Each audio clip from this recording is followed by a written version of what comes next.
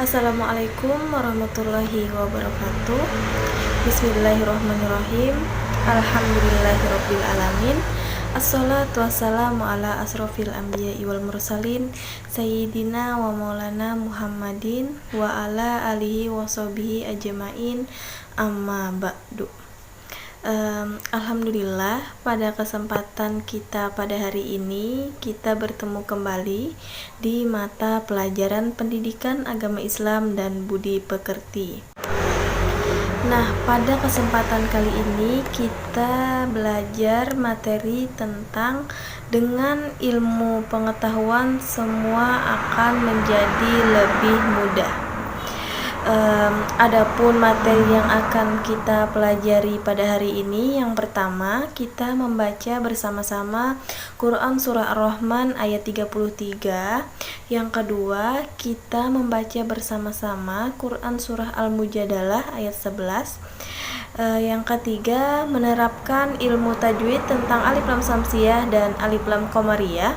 Yang keempat mengartikan Quran Surah Ar-Rahman ayat 33, dan yang kelima mengartikan Quran Surah Al-Mujadalah ayat 11, dan yang keenam memahami kandungan Quran Surah Ar-Rahman ayat 33 dan hadis yang terkait. Yang ketujuh yaitu memahami isi kandungan Quran Surah Al-Mujadalah ayat 11 dan hadis terkait. Dan yang kedelapan yaitu sikap dan perilaku terpuji yang dapat diterapkan sebagai penghayatan dan pengalaman di Quran Surah Ar-Rahman ayat 33 dan Quran Surah Al-Mujadalah ayat 11 dalam kehidupan sehari-hari. Terkait dengan judul, dengan ilmu pengetahuan semua akan menjadi lebih mudah, apakah kalian ada yang sudah tahu siapa sih yang memiliki ilmu pengetahuan? Nah, jadi yang memiliki ilmu pengetahuan yaitu Allah Subhanahu wa Ta'ala. Allah Subhanahu wa Ta'ala memiliki sifat al-alim, yaitu yang artinya maha berilmu atau maha mengetahui. Allah Subhanahu wa Ta'ala memiliki ilmu sangat luas dan tidak ada batasnya. Adapun ilmu Allah Subhanahu wa Ta'ala terbagi menjadi dua. Yang pertama ilmu Allah Subhanahu wa Ta'ala yaitu yang tertulis, contohnya Kitabullah, dan ilmu yang kedua yaitu tidak tertulis, contohnya alam semesta. Selain belajar tentang alam semesta, kita juga wajib mempelajari ilmu Allah Subhanahu wa Ta'ala yang tertulis, yaitu Al-Quran. Al-Quran dapat dipelajari dengan kita sering membacanya, memahami artinya, memahami isi kandungannya. Mari kita membaca bersama-sama Quran Surah Ar-Rahman ayat 33. Bismillahirrahmanirrahim. Ya ma'syarul jinni wal insi inistata'tum an tanfuju min aqtaris samawati wal ardi fanfuzu la tanfuzuna illa bisultan. Shadaqallahul azim. Yang kedua, kita membaca bersama-sama Quran Surah Al-Mujadalah ayat 11. Bismillahirrahmanirrahim. Ya ayyuhalladzina amanu idza qila lakum tafassahu fil majalis fafsahu yafsahillahu lakum wa idza qilan suju fansuju yarfa'illahu alladzina amanu minkum walladzina utul ilma darajat wallahu bima ta'maluna khabir. Shadaqallahu maulanal azim. Nah, adapun materi yang keempat yaitu kita memasuki menerapkan ilmu tajwid tentang alif lam samsiyah dan alif lam qamariyah. Jadi alif lam itu terbagi menjadi dua. Yang pertama ada alif lam samsiyah dan yang kedua ada alif lam qamariyah. Alif lam samsiyah ini adalah suatu lafaz yang mengandung kata alif lam Jadi apabila terdapat alif lam diikuti huruf-huruf yang 14, huruf-huruf samsiah, yaitu huruf ta, tha, dal, zal, ro, zai, sin, shin, sod, dot, to, zo, lam, dan nun, itu adalah huruf-huruf samsiah, huruf-huruf alif lam samsiah. Alif lam samsiah ini ditandai juga dengan adanya tasdid. Jadi jika alif lam setelah itu ada tanda tasdid, maka itu bisa disebut dengan alif lam samsiah. Alif lam samsiah ini juga tidak bisa dibaca alif lamnya, langsung melebur ke huruf berikutnya. Jadi alif lam samsiah ini juga bisa disebut dengan idgham samsiah karena alif lam tersebut tidak bisa dibaca dan langsung melebur ke huruf berikutnya. Contoh alif lam samsiah yaitu alif lam diikuti dengan huruf nun. Contoh bacaannya Qul a'udzu birabbin nas. Nah, jadi alif lam samsiahnya itu yaitu kata annas. An-nasi yaitu itu adalah alif lam samsiah. Mengapa jadi disebut alif lam samsiah? Karena alif lamnya tidak bisa dibaca, langsung melebur ke huruf berikutnya, yaitu ke huruf nun. Bukan dibaca al-nas, tapi dibaca an-nas. Adapun tanda-tanda alif lam samsiah yaitu memiliki tasdid. Nah, jadi contoh alif lam samsiah ini sudah memiliki tasdid dan alif lamnya tidak bisa dibaca. Contoh berikutnya yaitu alif lam diikuti dengan huruf ta. Contoh bacaannya yaitu alhaakumut takatsur. Nah, jadi di sana kata at-takasur adalah alif lam samsiah. Karena alif lamnya tidak bisa dibaca, bunyi huruf lamnya hilang dan melebur ke huruf berikutnya yaitu huruf ta. Dan tandanya yaitu ada tasdid. Berikutnya yaitu alif lam qamariyah. Alif lam qamariyah ini juga bisa disebut dengan ijhar qamariyah karena alif lam qamariyah ini sudah jelas atau sudah bisa dibaca jelas. Jadi alif lam qamariyah ini adalah suatu lafaz yang mengandung bacaan alif lam qamariyah apabila terdapat alif lam diikuti oleh salah satu huruf 14 huruf qamariyah, yaitu ada alif, ba, jim, ha, kha, ain, ghain, fa, qaf, kaf, mim, waw, ha, dan ya. Itu adalah huruf-huruf qamariyah. Adapun contohnya yaitu huruf kaf, alif lam yang diikuti dengan huruf kaf. Contoh bacaannya inna a'toina kal kausar. Nah, jadi di sana contoh alif lam qamariyahnya adalah al kausar. Jadi ketika membaca alif lam qamariyah sudah dibaca dengan jelas. Jadi bacaannya tetap al kausar. Adapun contoh lain yaitu alif lam diikuti dengan huruf mim. Contoh bacaannya yaitu narullahil muqadah. Jadi di sana contoh alif lam qamariyahnya yaitu alif lam bertemu huruf mim dari kata al-muqadah.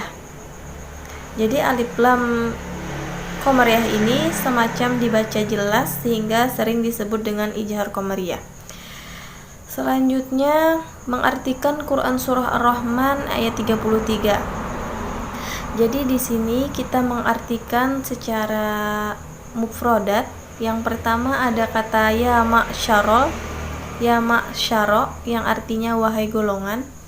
Yang kedua al-jinni wal insi yang artinya jin dan manusia. Yang ketiga inistata'tum yang artinya jika kalian sanggup.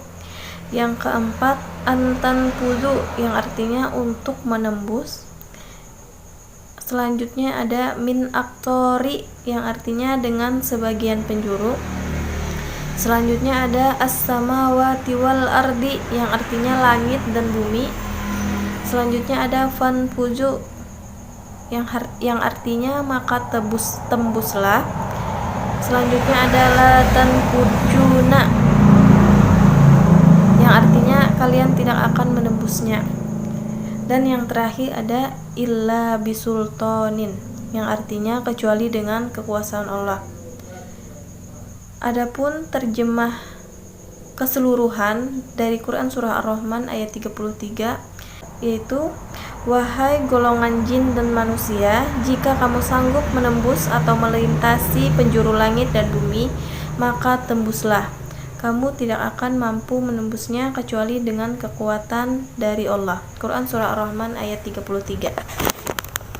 Selanjutnya mengartikan Quran surah Al-Mujadalah ayat 11 arti mufradat. Yang pertama ada kalimat ya ayyuhalladzina, yang artinya wahai orang-orang yang. Selanjutnya kata amanu, yang artinya mereka beriman. Idza qila lakum, apabila dikatakan kepada kalian, tafassahu, berlapang-lapanglah kalian, fil majalis, di dalam majlis, fafsahu, maka berlapang-lapanglah, ansuju, berdirilah kalian, pansuju, maka berdirilah, yarfa'illahu, Allah subhanahu wa ta'ala mengangkat, minkum, di antara kalian, utul ilma, orang yang berilmu, darojatin, beberapa derajat, bima ta'maluna, dengan orang yang kamu kerjakan, khabirun, Allah subhanahu wa ta'ala maha teliti. Adapun terjemah dari keseluruhannya yaitu, wahai orang-orang yang beriman, apabila dikatakan kepada kamu berilah kelapangan di dalam majelis-majelis, maka lapangkanlah, niscaya Allah akan memberi kelapangan untukmu. Dan apabila dikatakan berdirilah kamu, maka berdirilah, niscaya Allah akan mengangkat derajat orang-orang yang beriman di antaramu dan orang-orang yang diberi ilmu beberapa derajat. Dan Allah maha teliti apa yang kamu kerjakan. Quran surah Al-Mujadalah ayat 11. Adapun materi selanjutnya yaitu memahami isi kandungan dari Quran surah Ar-Rahman ayat 33 serta hadis terkait. Jadi isi kandungan Quran surah Ar-Rahman ayat 33 ini sangat cocok untuk kita pelajari karena ayat ini menjelaskan pentingnya ilmu pengetahuan bagi kehidupan umat manusia. Dengan ilmu pengetahuan, manusia dapat mengetahui benda-benda yang ada di langit. Dengan ilmu pengetahuan, manusia juga dapat menjelajahi angkasa raya. Dan dengan ilmu pengetahuan, manusia mampu menembus sekat-sekat yang selama ini belum terkuak. Jadi manusia diberi potensi oleh Allah Subhanahu wa ta'ala berupa akal. Akal ini harus terus diasah, diberdayakan dengan cara belajar dan berkarya. Dengan belajar, manusia bisa mendapatkan ilmu dan wawasan yang baru. Dengan ilmu, manusia dapat berkarya untuk kehidupan yang lebih baik. Nabi Muhammad SAW bersabda, "Thalabul ilmi faridatun ala kulli muslimin." Rawahu Ibnu Majah. Jadi Nabi Muhammad SAW bersabda, menuntut ilmu itu adalah kewajiban bagi setiap orang Islam. Hadis riwayat Ibnu Majah. Jadi tentang pentingnya menuntut ilmu, Imam Syafi'i juga ada menyebutkan dalam kitab Diwan, juga menegaskan, man aradad dunya fa'alaihi bi ilmi wa man aradal akhirah fa'alaihi bil ilmi, yang artinya barang siapa yang menghendaki dunia maka harus dengan ilmu, barang siapa yang menghendaki akhirat maka juga harus dengan ilmu. Jadi nasihat Imam Syafi'i tersebut mengisyaratkan bahwa kemudahan dan kesuksesan hidup baik di dunia maupun di akhirat dapat dicapai oleh manusia melalui ilmu pengetahuan. Ilmu pengetahuan tidak akan mudah diperoleh kecuali dengan beberapa cara dan strategi yang harus dilalui. Dalam hal ini, Imam Syafi'i dalam kitab Diwan menegaskan lagi, "Akhi lan tanalal ilma illa bisittatin sa'umbika an tafsiliha bibayanin zakaun wa hirsun wajtihadun wa bulghatun wa suhbatu ustajin wa tulu jamanin." Yang artinya, saudaraku, engkau tidak akan mendapatkan ilmu kecuali setelah memenuhi 6 syarat, yaitu yang pertama kecerdasan, yang kedua kemauan yang kuat, yang ketiga kesungguhan, yang keempat pembekalan yang cukup, yang kelima kedekatan dengan guru, dan yang keenam dengan waktu yang lama. Jadi ungkapan Imam Syafi'i tersebut diketahui oleh orang-orang yang sedang asik menuntut ilmu. Cara ini perlu dilakukan agar berhasil. Perlu adanya semangat juang, harus dekat, akrab, dan hormat kepada guru agar ilmunya berkah. Mencari ilmu juga perlu waktu yang lama. Yang kedua, isi kandungan Quran Surah Al-Mujadalah ayat 11 serta hadis terkait. Jadi, Quran Surah Al-Mujadalah ayat 11 di sana menjelaskan keutamaan orang-orang beriman dan berilmu pengetahuan. Kalau Quran Surah Ar-Rahman menjelaskan pentingnya ilmu pengetahuan, maka ayat ini menegaskan bahwa orang yang beriman dan berilmu pengetahuan akan diangkat derajatnya oleh Allah Subhanahu wa taala. Mengapa orang yang beriman dan berilmu pengetahuan akan diangkat derajatnya?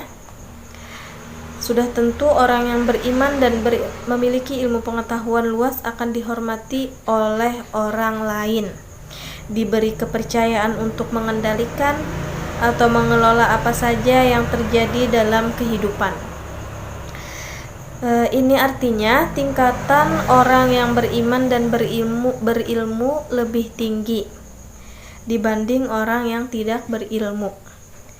Ayat ini juga menjelaskan tentang berlapang-lapanglah kalian ketika berada di dalam majelis atau di tempat mencari ilmu. Yakni apabila kita berada di tempat menuntut ilmu, baik itu di kelas, di masjid, majelis taklim, dan lain sebagainya, kita harus memberikan kesempatan kepada orang lain untuk sama-sama mendapatkan tempat duduk yang layak. Akan tetapi perlu diingat bahwa orang yang beriman tetapi tidak berilmu, dia akan lemah. Oleh karena itu, keimanan seseorang yang tidak didasari oleh ilmu pengetahuan tidak akan kuat. Begitu juga sebaliknya, orang yang berilmu tetapi tidak beriman, ia akan tersesat. Karena ilmu yang dimiliki bisa jadi tidak untuk kebaikan sesama. Selanjutnya, sikap dan perilaku terpuji yang dapat diterapkan sebagai penghayatan dan pengalaman dari Quran Surah Ar-Rahman ayat 33 dan Quran Surah Al-Mujadalah ayat 11 dalam kehidupan sehari-hari. Yang pertama dulu, Quran Surah Ar-Rahman ayat 33. Jadi sikap dan perilaku terpuji yang dapat diterapkan sebagai penghayatan dan pengalaman Quran Surah Ar-Rahman ayat 33 dalam kehidupan sehari-hari. Yang pertama, senang membaca buku-buku pengetahuan sebagai bukti cinta ilmu pengetahuan. Yang kedua, selalu ingin mencari tahu tentang alam semesta, baik di langit maupun di bumi, dengan terus menelaahnya. Yang ketiga, meyakini bahwa alam semesta ini diciptakan oleh Allah Subhanahu wa taala untuk manusia. Oleh karena itu, manusia harus merasa haus untuk terus menggali ilmu pengetahuan. Yang keempat, rendah hati atas kesuksesan yang diraih dan tidak merasa rendah diri dan malu terhadap kegagalan yang dialami. Adapun sikap dan perilaku yang dapat diterapkan sebagai penghayatan dan pengalaman dari Quran Surah Al-Mujadalah ayat 11, dalam kehidupan sehari-hari. Yang pertama, memiliki rasa ingin tahu yang tinggi dan berusaha untuk mendapatkan pengetahuan tersebut. Yang kedua, bersikap sopan saat belajar dan selalu menghargai dan menghormati guru. Yang ketiga, senang mendatangi guru untuk meminta penjelasan tentang ilmu pengetahuan. Yang keempat, selalu menyeimbangkan ilmu pengetahuan yang dimiliki dan dengan keyakinan terhadap kekuasaan Allah Subhanahu wa taala. Baik, mungkin sampai di sini pembelajaran kita pada hari ini. Salah hilap mohon dimaafkan. Wassalamualaikum warahmatullahi wabarakatuh.